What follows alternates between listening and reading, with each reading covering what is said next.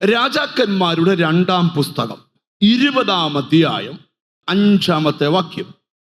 നീ മടങ്ങിച്ചെന്ന് എന്റെ ജനത്തിന് പ്രഭുവായ ഹിസ്കിയാവോട് പറയേണ്ടത്, നിന്റെ പിതാവായ ദാവീദിന്റെ ദൈവമായ യഹോവ ഇപ്രകാരം അരുളിച്ചെയ്യുന്നു, ഞാൻ നിന്റെ പ്രാർത്ഥന കേട്ടു, നിന്റെ കണ്ണുനീർ കണ്ടിരിക്കുന്നു. ഇതാര് സംസാരിക്കുക? ദൈവം യെശയ്യാവോട് സംസാരിക്കുക.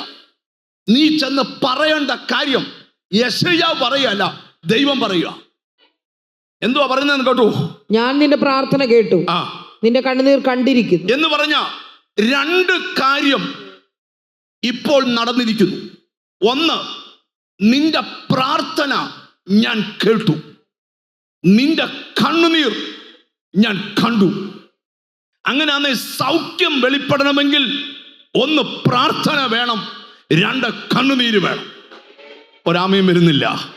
ഞാൻ ഇവിടെ ഇരിക്കുന്ന ചിലരോട് ദൂത് പറയാം, നിനക്ക് വന്ന ഏത് രോഗബാധയും പ്രാർത്ഥനയിൽ അഴിയും, കണ്ണുനീരിൽ അത് പൊട്ടും. തിരിച്ചറിഞ്ഞ് ദൈവത്തിന് സ്തോത്രം ചെയ്താട്ടെ. രോഗം വന്നവർ നിരാശപ്പെടരുത്. രോഗം വന്നവർ എന്ത് ചെയ്യരുത്? നിരാശപ്പെടരുത്. അടുത്തിരിക്കുന്ന ആൾ തൊട്ടുവെച്ച് പറ, നിരാശപ്പെടലെന്ന് പറ. Glory, glory. ഞാൻ ഒരാൾ നിങ്ങളുടെ വീട്ടിൽ രോഗിയായാൽ, നിങ്ങൾ നോക്കണം, നിങ്ങളുടെ വീട്ടിൽ രോഗിയായാൽ, നിങ്ങളുടെ സഭയിൽ രോഗിയായാൽ, നിങ്ങളീ അവരോടൊക്കെ ചെന്നിരുന്ന് പറയരുത്, എല്ലാം പോയി കിടക്കുക, എന്നാ പിന്നെ പാസ്റ്ററെ സെമിത്തേരി ഒന്ന് തെളിച്ചേരെ എന്നൊന്നും എന്ത് ചെയ്യരുത്, അവരുടെ മുമ്പിൽ ഇരുന്ന് പറയരുത്. നിങ്ങൾക്ക് വിശ്വാസമില്ല, മാറിയിരുന്ന് പറഞ്ഞു.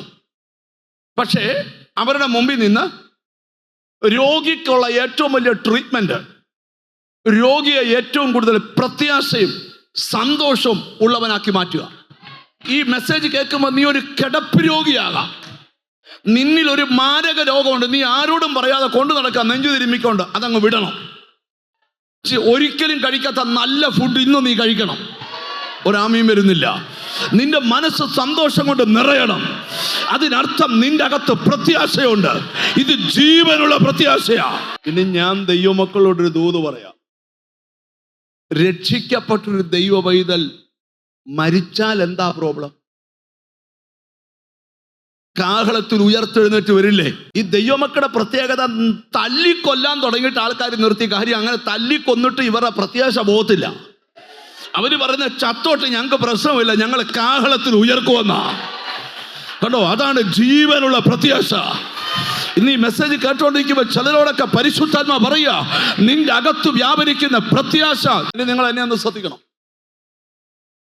അപ്പൊ രോഗസൗഖ്യം പ്രാപിക്കുന്നത് എങ്ങനെയാണെന്നറിയോ?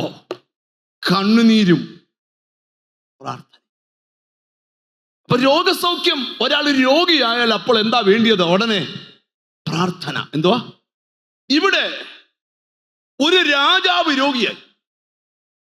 സാധാരണ രോഗമല്ല, മരിക്കത്തക്ക രോഗം. എന്താ രോഗമാ? അതിന്റെ 1-ാം വാക്യം, 20-ാം അധ്യായം 1-ാം വാക്യം. വായിക്കണം, നിങ്ങൾ എന്നെ ശ്രദ്ധിച്ചാൽ പുള്ളിക്കാരത്തി വായിച്ചോളൂ. ആ കാലത്ത് ഹിസ്കിയാവിന് മരിക്കത്തക്ക രോഗം പിടിച്ചു. എന്നാ രോഗം? മരിക്കത്തക്ക രോഗം. ചില രോഗം നിന്നെ കൊണ്ടേ പോവും. അതുകൊണ്ടാണ് ഞാൻ വീണ്ടും പറയുന്നത്, രോഗം നിന്റെ ശരീരത്തിൽ പിടിമുറുക്കാൻ സമ്മതിക്കരുത്. മുറുക്കിയ ചിലപ്പോൾ കൊല്ലങ്ങൾ നിന്നെ ഒരേപോലെ ആക്കിക്കളയും. ഇന്ന് എന്നോട് ദൈവാത്മാ പറയും, എന്നോട് ദൈവം പറഞ്ഞു, ഇന്നത്തെ ദൂതിൽ ശത്രുവിന്റെ ലക്ഷ്യങ്ങൾ തെറ്റും. ഓ ഹല്ലേലൂയ, ഓ ജീസസ്. എന്നോട് ദൈവാത്മാവ് സംസാരിക്കാം, നിന്റെ വീടിന് മേലുള്ള ശത്രുവിന്റെ ലക്ഷ്യങ്ങൾ തെറ്റും. നിന്റെ വീടിനെ തകർക്കാനുള്ള ശത്രുവിന്റെ പ്ലാനുകൾ തെറ്റും.